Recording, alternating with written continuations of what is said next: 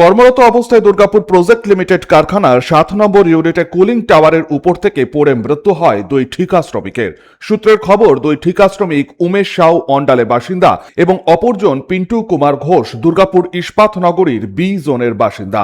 ঘটনার খবর পাওয়ার পর কারখানায় এসে পৌঁছান দুর্গাপুর পশ্চিমের বিধায়ক লক্ষণ চন্দ্র ঘড়ুই। দুর্ঘটনাস্থল ঘুরে দেখার পাশাপাশি তিনি ডিপিএল কর্তৃপক্ষের সাথে কথাও বলেন।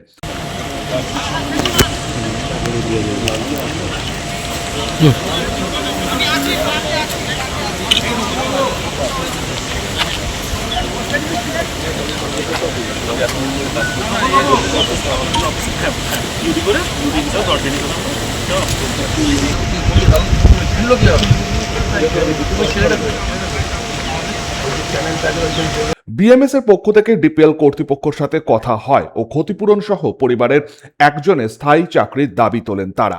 প্রজেক্ট লিমিটেডে আজ 3-4 দিন ধরে শাটডাউনের কাজ চলছে। তো আজকে কুলিং টাওয়ারের কাজ চলছিল, তো উপরে দুজন উঠেছিল কাজের জন্য, তো সেফটি বেল্ট ছিঁড়ে তারা নিচে পড়ে যায়। একজন উমেশ সাউ অন্ডালে বাড়ি, আর একজন পিন্টু কুমার ঘোষ বিজনে বাড়ি।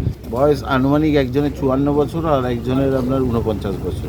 টোটাল দুজন মারা গেছে, আর দুজনই ঠিকাকর্মী। আপনার দুঃখের বিষয়, প্ল্যান মেডিকেলে কোনো ডাক্তার নেই। হ্যাঁ, তো কর্মীরাও যেটা বললো যে কোনো দিনই ডাক্তার থাকে না। এখনও যে অ্যাক্সিডেন্ট হয়েছে, ডিপিএল হসপিটাল থেকে ডাক্তার এসে এখানে চেক করছে।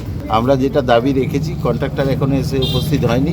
ওনার সুপারভাইজার ছিল বা ওনার একজন বন্ধু ছিল, ওনার কাছে বলা হয়েছে যে 15 লাখ টাকা তাকে দিতে হবে ক্ষতিপূরণ, আর 60,000 টাকা তার